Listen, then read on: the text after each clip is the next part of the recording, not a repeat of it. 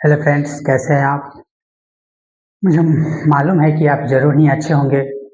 आज हम एक नया टॉपिक लेकर आए हैं। वो टॉपिक है आपका अवतल दर्पण से संबंधित है और थ्योरम है। थ्योरम जानना बहुत ही ज़रूरी हो जाता है, क्योंकि थ्योरम अगर नहीं जानेंगे तो फार्मूला को फॉर्मुलेट नहीं कर पाएंगे। इसलिए फिजिक्स का ये थ्योरम है, ये हर हाल में जानना ज़रूरी है। और 2 से 4 नंबर तो आता ही है मैट्रिक में, यानी 1 साल 2 साल गैप करके। इसलिए इसको जानना दम अनिवार्य है। तो आइए हम लोग टॉपिक पर आते हैं मेन पॉइंट पर। अवतल दर्पण के लिए माना कि क्यूएस छोटे द्वारक का एक अवतल दर्पण है, जिसमें किसी बिंदु ए से मुख्य अक्ष के समानांतर आती हुई है ना किरण एम बिंदु पर दर्पण से परावर्तित होती है तथा मुख्य फोकस एफ से होकर गुजरती है तथा सी को एम से मिलाया। तो आप अच्छी तरह से आप जानते हैं, ज्योमेट्री के आधार पर भी आप अच्छी तरह से जानते हैं कि सबसे पहले हम क्या करेंगे। क्यूएस एक छोटे द्वारक है अवतल दर्पण का एक छोटे सा द्वारक है क्यूएस, और पी जो है पोल है, और यहाँ से आपका क्या है, यानी मुख्य अक्ष है, या इसको प्रधान अक्ष भी बोलते हैं। और ए एम आपतित किरण है, यानी ए से चला हुआ आपतित किरण एम से टकराने के बाद एफ से होकर गुजरती है, जो परावर्तित किरण है। और सी जो है सेंटर ऑफ कर्वेचर, या इसको हम बोल सकते हैं वक्रता केंद्र। और वक्रता केंद्र और पोल के बीच के दूरी को हम लोग कैपिटल आर से रिप्रेजेंट करते हैं, और एफ और पी के बीच को दूरी को, डिस्टेंस को हम लोग स्मॉल एफ से रिप्रेजेंट करते हैं। तो आइए हम लोग यहाँ पर आते हैं। यहाँ तक तो आप समझ गए होंगे कि माना कि क्यूबेस एक द्वारक का एक अवतल दर्पण है, जिसमें किसी बिंदु ए से मुख्य अक्ष के समानांतर आती हुई प्रकाश की किरण, तो ए से आती हुई आपतित किरण है ना, टकराने के बाद परावर्तित होती है और एफ से गुजरती है। एम बिंदु पर दर्पण से परावर्तित होती है, एम बिंदु से दर्पण से परावर्तित होती है तथा मुख्य फोकस एफ से होकर गुजरती है, और सी को एम से हम लोगों ने मिलाया। अब यहाँ सी एम परपेंडिकुलर दर्पण, इसलिए सी एम परपेंडिकुलर दर्पण पर है। तो देख लीजिए आप, सी एम जो है वह दर्पण पर क्या है, परपेंडिकुलर है, और सी एम अभिलंब है, ए एम आपतित किरण है, और एम एफ परावर्तित किरण है। एम और एफ जो है परावर्तित किरण है। दर्पण के नियम मैंने इसके पहले वाले इससे कई 2-3 वीडियो पहले वाले में मैंने बताया था कि दर्पण के नियम आपतन कोण परावर्तन कोण के बराबर होता है। इसी चीज को मैंने यहाँ पर लिख डाला है कि आपतन कोण परावर्तन कोण के बराबर होता है।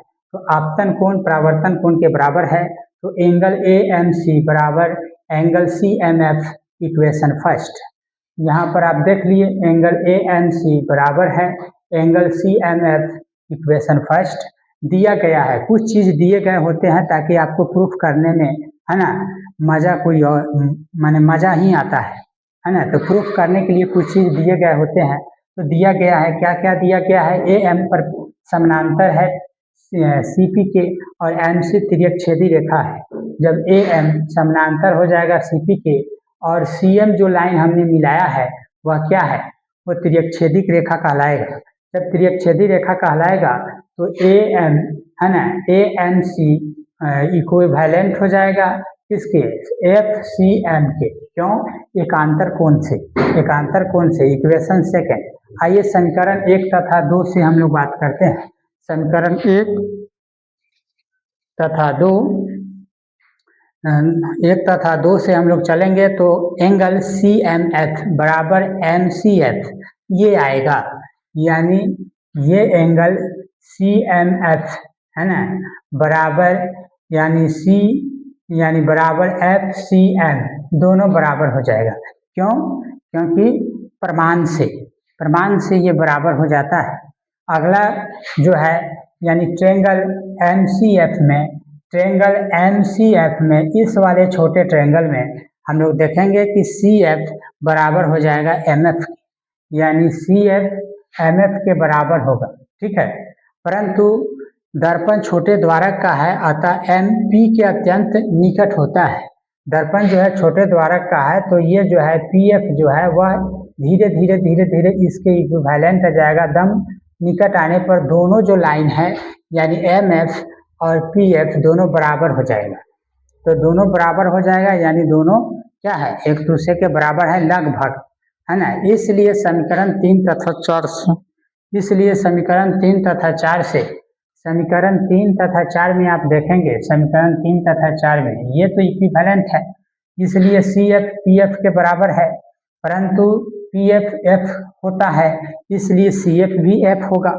स्वाभाविक है, जब पी एफ एफ होता है तो ये जो है क्या है, सेंटर ऑफ कर्वेचर है, ठीक इसके बीचों बीच ये बिंदु होता है एफ, तो ये भी एफ होगा, ये भी एफ होगा, है ना।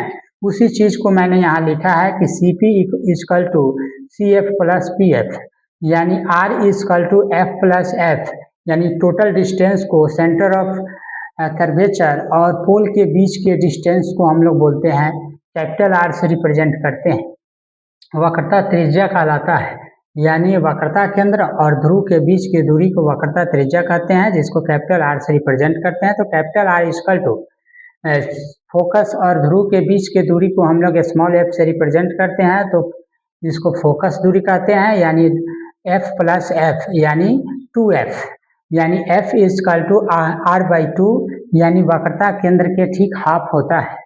अतः गोलीय दर्पण की फोकस दूरी वक्रता त्रिज्या की आधी होती है।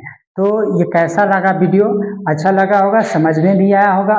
और इस वीडियो को क्या करेंगे, स्क्रीनशॉट लेंगे और पेन नोटबुक लेकर बैठकर इसको अच्छी तरह से उतारेंगे और इसको समझने का प्रयास करेंगे। और इतना कुछ करने के बावजूद एक तो फर्ज बनता है कि इस चैनल को, इस वीडियो को देखें और इस चैनल को सब्सक्राइब कीजिए, लाइक कीजिए और फिर आगे वीडियो बनाने का हमें भी मौका दीजिए। जहाँ ना समझ में आया हो उसके लिए कमेंट कीजिए। धन्यवाद।